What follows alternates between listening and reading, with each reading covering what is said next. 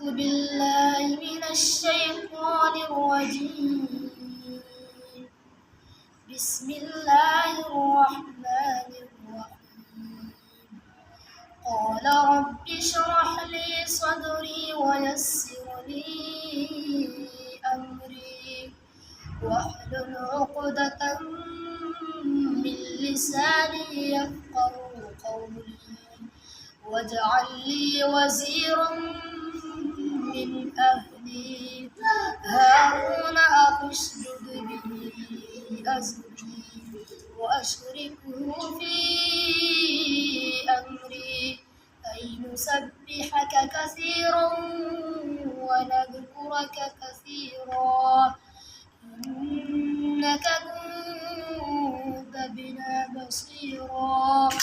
قال قد أوتيت سؤلك يا موسى ولقد مننا عليك مرة أخرى إذ أوحينا